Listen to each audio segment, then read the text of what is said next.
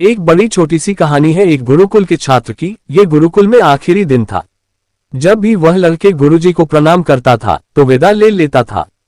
तो गुरुजी ने इसे एक मैदान दिया, एक हदिया दिया और कहा कि बेटा एक ऐसा आईना है जो सामने वाले के मन में क्या चल रहा है, बुरा है या अच्छा है, सब बता देता है।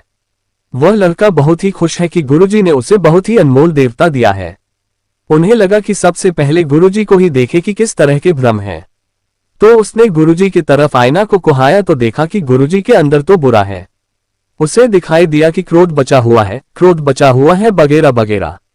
उसके गुरुजी थे, वो कुछ बोल नहीं पाया। उन्होंने ही दस्तावेजीकरण किया था तो दस्तावेजीकरण करके निकल गया और जब बाहर घर की तरफ जा रहा था तो सोच रहा था कि गुरु कैसा है। मैंने अपना आदर्श माना, अब इनमें भी बुराई है। बाकी अपनी ही बुराइयों को खत्म नहीं किया गया, बाकी सभी बुराइयों को बाहर निकाल दिया गया है।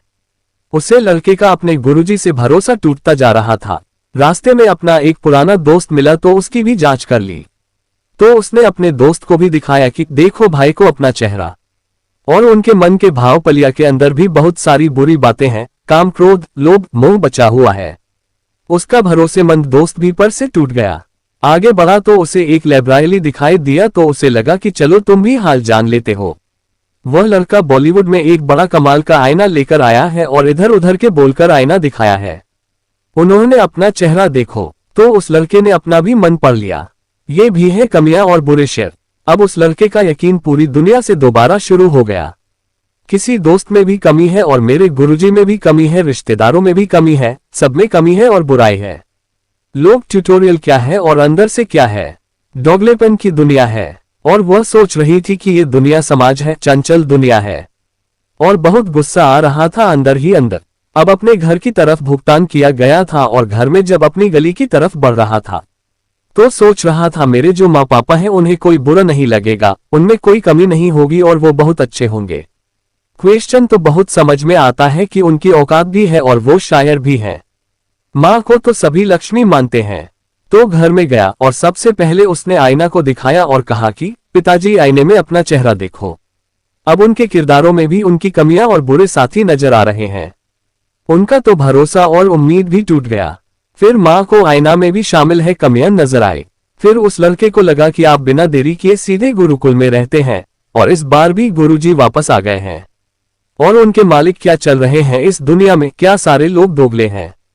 फिर वहां से सीधा गुरुकुल गया और गुरुजी ने प्रणाम किया और कहा कि ये किस तरह का आईना है तुमने मुझे दिया है, सबका भाव पता चल रहा है और देखो किस तरह की दुनिया चल रही है। यहाँ तक गुरुजी, आपके अंदर भी बुरी बातें हो गई हैं, आपने भी अपनी बुरी बातों को ठीक नहीं किया है। गुरुजी उस लड़के की इस बात को देखकर दंग रह गए, जोर जोर से हंसने लगे और देखने लगे, जरा एक सेकंड के लिए रुक जाओ। फिर उन्होंने उसे आईने को लड़के की तरफ घुमाया और कहा कि अब अपना चेहरा इसमें देखो और फिर बोला कि देखो अंदर कितने सारे खराब नोट हैं। उस लड़के का पूरा मन मिला था, कहीं पर भी निर्मलता नहीं थी। उद्धरण चिन्ह। फिर गुरुजी ने उस लड़के से कहा, बेटा मैंने तुम्हें ये सिखाया था कि तुम अपने बुरे लोगों को देखो और उन बुरे लोगों को अपने अंदर से दो, ठीक करो और अच्छे इंसान बनो। पूरे दिन निकाला ये देखने में कि पुश्तैनी अंदर क्या है बुराई, जबकि यह नहीं देखा कि मेरे अंदर कितने बुरे शेर हैं। इस दुनिया में सब यही तो कर रहे हैं, एक दूसरे की बुरी तस्वीरें देख रहे हैं और उन बुरे लोगों पर सब यही तो कर रहे हैं और अपना टाइम वेस्ट कर रहे हैं। इसके अंदर जो बुरा दिखता है ठीक करके एक अच्छा इंसान बनने के बजाय ये सब कर रहे हैं। हमें सबसे पहले अपने अंदर की कमियां खत्म करनी है। सब ऐसा करने लगे तो दुनिया अपनी आप ही निर्मल बन जाएगी। लेकिन समस्या यह है कि सभी बुरे साथी दूसरे में ढूंढ रहे हैं। ऐसी मोटिवेशनल स्टोरी देखने के लिए चैनल को सब्सक्राइब करके वीडियो को लाइक व दोस्तों में शेयर करें। धन्यवाद। जय भारत, वंदे मातरम।